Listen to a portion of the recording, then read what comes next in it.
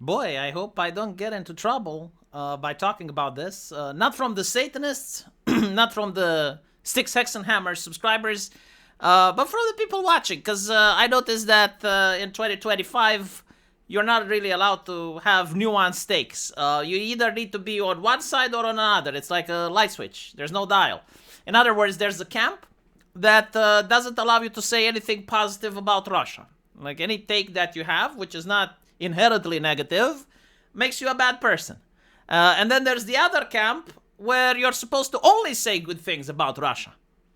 The camp with like, oh, the green T-shirt, you know who I'm talking about, right?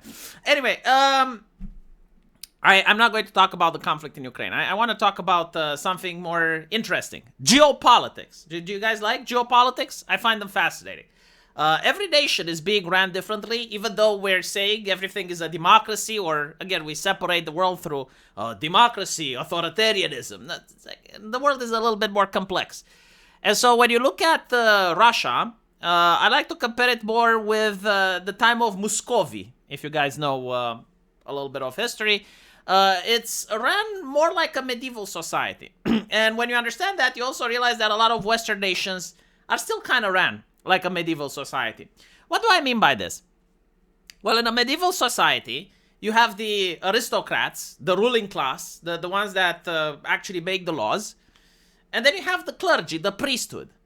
The priesthood are the ones that are telling the peasants about morality, and they're justifying the laws that the kings make. And then the kings reward the clergy with various perks, bonuses, and features, right? And that's pretty much how Russia is being ran. Like, they have the Orthodox Church, which justify what the government is doing, and in exchange, the government throws a bone to the church, like you see here. Now, people from the enlightened West, they're like, well, we're not like that. We don't do that, right? Like, we're secular, we're more enlightened. Are we? Are we, though? Don't we use influencers? Don't we use the experts? Don't we use the sciences? Don't we use Dr. Fauci? It's literally the same shit. Like, when the government, for instance, requires to pass a bill, you'll notice that a lot of influencers all of a sudden sing with the same voice.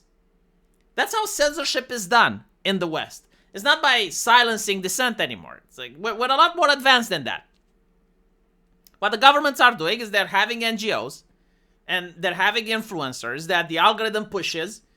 So the influencers that are associated with PR companies that work for the government, or even can work for corporations to sell a product, when they're activated, like when there's something that's important, an election, or, COVID, or any other policy, you'll see them all of a sudden speaking with the same voice, and it creates the idea that they're the people, they're one of us. But in reality, they're the shills. And so the West, again, uses influencers and experts. And in the case of Eastern Europe, but more likely Russia, they're using the priesthood, right? So instead of like going on TikTok and seeing the influencers, grandma goes to church and the priest tells her what to think and how to vote. I'm not kidding. It's actually how it works in Eastern Europe. Like a lot of political parties actually have to be good with the priests, because the priests then tell grandma how to vote, and grandma actually votes like the priest tells her, right? So once you separate the theology, the mysticism, the ritual, and all of that, you find out that just like in medieval time, the church, while indeed is an institution with a mission to save the souls and to preach about Jesus, of course, it's also a political institution. Why do you think the communists wanted to tear it down? Like, do you think they were afraid of the supernatural? They were afraid that, people are going to believe in Jesus hard? No. It's because the church is literally like connected. Like, the priest in the village is connected with all the individuals there. He knows them by name. He knows them growing up. And he's actually more intelligent than everyone in the village because he actually went to a university. Like, Orthodox priests go to a university of theology, right? Where they learn shit. And they learn a lot about psychology, about the masses, about history, about what works and what doesn't. And they get a lot of respect from the village. And they get super chats, right? So like when there is an Orthodox tradition where you actually do give money to the priest and he reads your name in the prayer. I'm not kidding, like, right? So again, like, there's a lot of parallels between how the West works with the entire content creation, with the influencers and all of that, right? It used to be the mainstream media. It used to be the late night comedians. But now we moved on from that. Now you have the Hassan Pikers and the Voshes.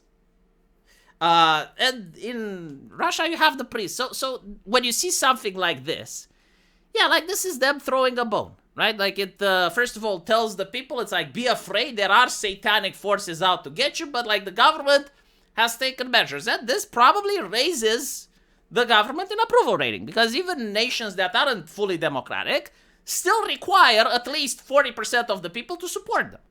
Like, there is no regime on planet Earth that actually exists with 10% support of the people. It just can't happen. And so let's talk a little bit about Satanism. There are many types of Satanisms. Or how do you call it? Satanic cults? Offshoot of Christianity? It is an offshoot of Christianity, right? Like, it's not an offshoot of Buddhism. Like, Buddha doesn't talk about Satan. Or Taoism. But actually, it can also be an offshoot of Islam and the Jewish religion, right? Like, they also believe in Satan. But anyway, right. There is like the actual occult. Like, throughout history, you know, there were books written by various individuals which have a following, not very big, but like they exist. You know, people that read those books and adhere to those traditions and rituals and whatever. Right? Like people that unironically try to summon demons. I don't think they're successful because I don't believe in the supernatural. But I do believe that those people exist. They're a small number, though. Then you have actual powerful people, elites, right? Like the spiritual dinner that we saw with the Podesta emails, right? Why do they do it? Now, this is just my take. I don't know if people agree with it or not. I think it's excellent blackmail material, right? Like, you invite a politician to one of those cringe shows where you have, like, blood painted on the walls and disturbing images and pictures, right? And you invite them there in order to show loyalty to the party. Perfect blackmail material. He steps out of line. Those pictures become public. His reputation is ruined. That's my take. Again, I know that other people who believe in the supernatural will have a more encompassing understanding than what I'm saying here.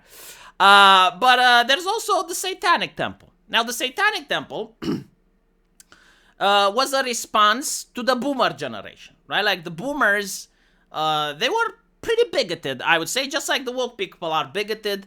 Bigoted in the sense of authoritarianism, right? Like, people who are authoritarian, regardless of ideology, whether it's Islam, left-leaning, right-leaning, they want to control others, right? So they're obsessed with control. And control can be done the same way. Like, there is a universal way to do control. You don't have to reinvent the wheel.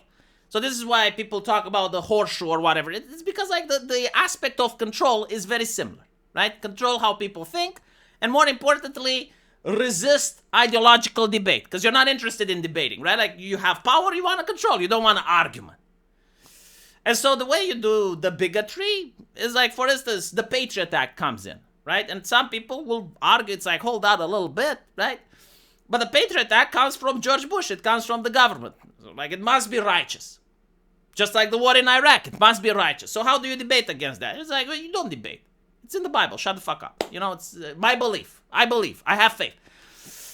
And so people were like, okay, well, if that's the way you play it, and they copied the tactics, it's like, okay, now we have the Satanic Temple. And the Satanic Temple in America is a Democrat institution. Like, literally, they have the exact same policies as the Democrats. The people creating it, like, they know it's a LARP. But, like, look, during COVID, right? You got a mask up, you got a vaccine. If they were, like, genuine Satanists, wouldn't they have faith in their rebel? Like, be a rebel, don't trust the system? Of course not, right? Like, they needed to be triple vaxxed, that they needed to wear masks, and all they're doing is antagonistic in nature. Like, they're putting satanic statues next to the Ten Commandments because, well, if the Ten Commandments can be there, so can the Satan statue be there, because, like, we're a religious institution as well, we're a cult, right? So, like, we have a right to do it. And they're just being antagonistic. Their whole purpose is to farm votes for the Democrats. How do they farm votes for the Democrats? By being the clowns, right? Like, people are voting. It's like, oh, we want these individuals to antagonize our culture, our ideological opponents a little bit more.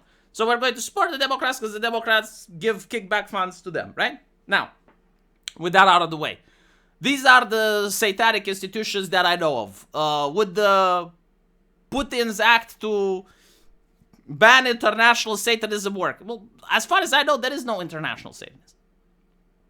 I'm not saying like they're not criminal organizations like the Epsteins, or there aren't people that are making crimes believing that Satan is real, like for instance MS-13, right? Like there's many interviews and documentaries saying that they believe that the occult is real and they actually do horrible crimes in the name of the occult. Of course they're real, right? But like, is it an organized movement with the purpose of it? No, I don't think so.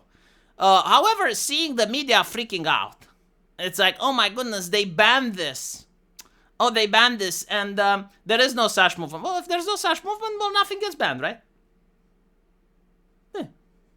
If there is a movement, well, I guess they're banned preemptively.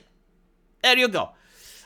Interesting how they spurg out, but they don't spurg out when the West bans hate speech, right? Because this is literally Russia's version of hate speech rules. Well, actually, it's more like a blasphemy law, I guess. That apparently doesn't hurt anyone, right? Because there's no Satanists. According to Politico, there doesn't exist an international Satanist movement, so therefore, it's one of those hate speech laws that criminalizes nothing. In reality, of course, this can actually be used in some minor cases of prosecution, you know, like you get a mad person in a village that does some shit, and a police officer that wants to get another conviction on his statistics can arrest the crazy lady, right? This is how these laws get abused. But other than that, no, I don't think it has any significance. It's interesting that the media is spurging out about it, or that they're thinking, oh, look, the Russians are irrational. No, like, it's geopolitical. It's strategic, right? Like, the church promotes the regime. The regime says, look, Satanists are coming to get you. And people go, oh, my goodness, right? It's the same thing that people do in the West. Absolutely the same thing. It's like the regime promotes the academia, and the academia goes, oh, the cisgender heterosexual white man is out to get you. We need hate speech rules. How is it different? Huh? I don't know. Maybe you tell me. Let me know what you think, and I'll see you in the comment section. Take care.